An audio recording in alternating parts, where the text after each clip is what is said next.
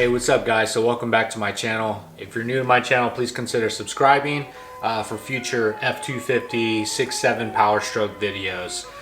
This specific video, I'm actually going to be talking about my 37 by 12.5 by R20 Nitto Ridge Grappler tires.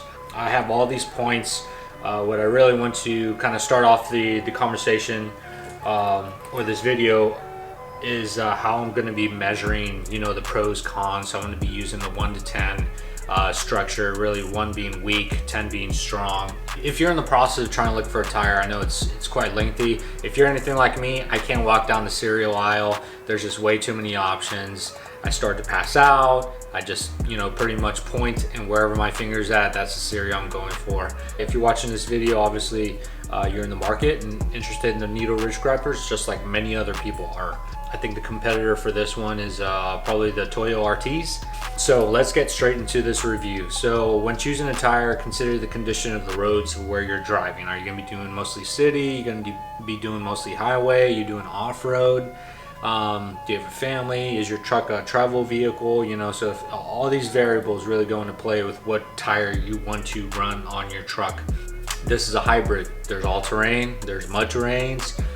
They all vary with noise, so that's just one thing to keep in mind of.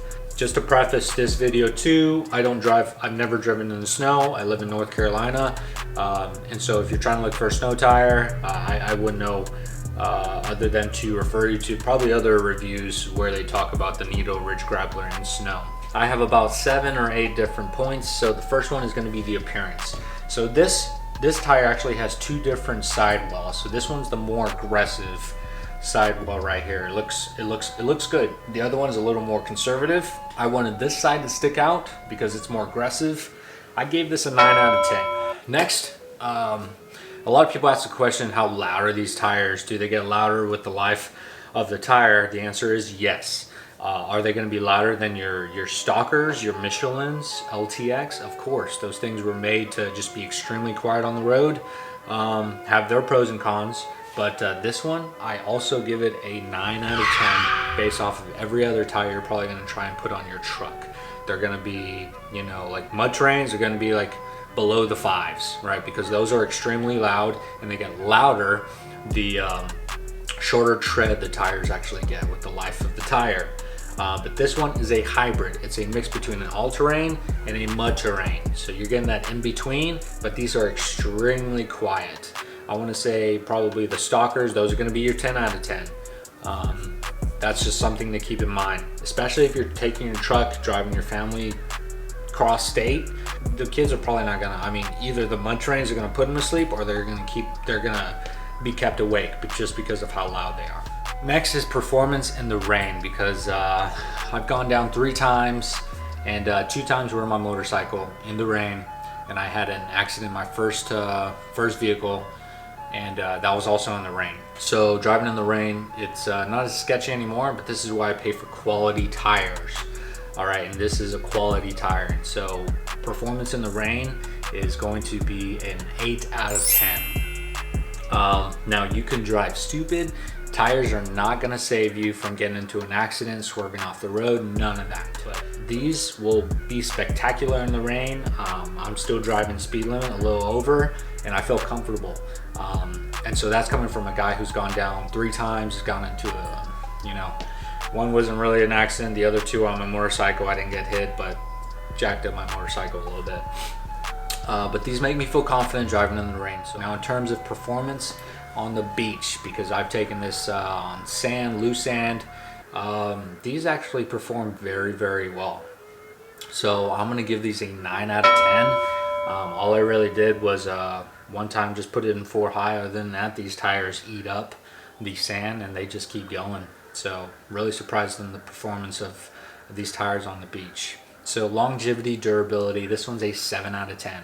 You got to keep in mind, the softer the tire, they'll be a little more quiet. You won't get as much life, but the harder tire, you'll get more life out of them, right? But pros and cons, they're probably not going to be as good as performance in the rain, right? Just because they're just made out of harder compound.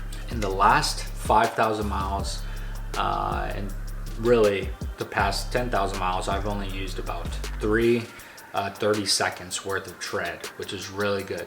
So if I add up how much life I'm anticipating to get out of these tires, it's going to be over 45,000 miles if I keep at this rate, rotating every 5,000 miles, and making sure I do my chalk test. And the way the chalk test is set up, the fronts are going to be 50 psi unloaded, the rears are going to be 40 psi loaded. When I'm loaded, that's when I bump it up to the correct tire pressure. So next is going to be price. This one is 4 out of 10. These are expensive tires. They're quality tires. You want to make sure you're buying a quality tire because they're the only thing that mounts or touches the ground on your vehicle. So I am an advocate of paying the price for a quality tire. There's a lot of other cheap tires out there, and it's up to you. But for me, in my experience, I like quality tires, so I'm good with paying $450 per tire. All right, guys. So next point for this review is picking up rocks based on the tire tread. I've had Cooper XLT AT3s before. Those picked up quite a bit of rocks. These barely pick up any. They're still going to pick up, you know, probably a half-inch diameter rock, a little less than that.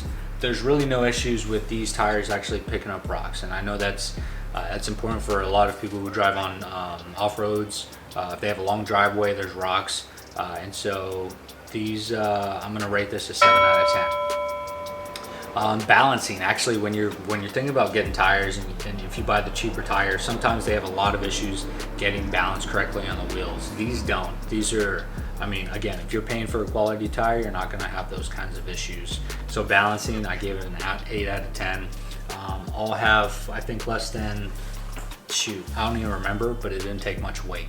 Well, next point is going to be the measurements. This is for those who are really interested in just really the measurements when it's actually mounted on a truck with the correct air pressure.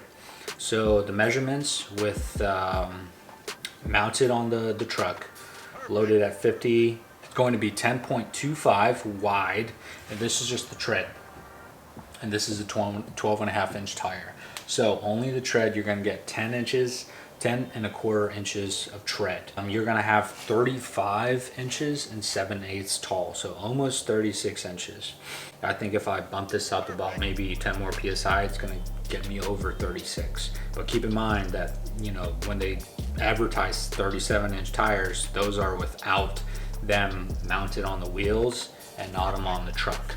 So you're gonna subtract about an inch, and that's how much really the tire is going to be tall. And one side point is going to be how much tire is off of the wheel. So this is a 20 by 10, and for a 20 by 10 kind of wheel with a 37 by 12.5 tire, you're going to have 1.25 inches a tire sticking off out of the wheel.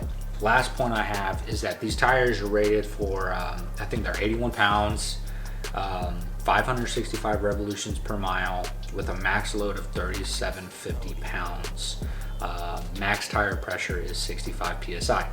So that concludes the review. Overall, I am very happy with this tire. Will I buy it again? I absolutely will. And that says a lot based off of, I think if you read off of Amazon reviews, discount tire reviews, this tire is very high quality. A lot of people like this tire just because it's a hybrid. I think some people with Toyo RTs end up going to Nitto Ridge Grapplers, but I know there's some people going from Ridge Grapplers to Toyo RTs, right? But for me, it does, and it does everything that I ask it to, plus some. So I really like the performance of these tires, and I feel like I should share that with y'all. Again, if you have any questions or comments, go ahead and comment down below. But until next time, see ya.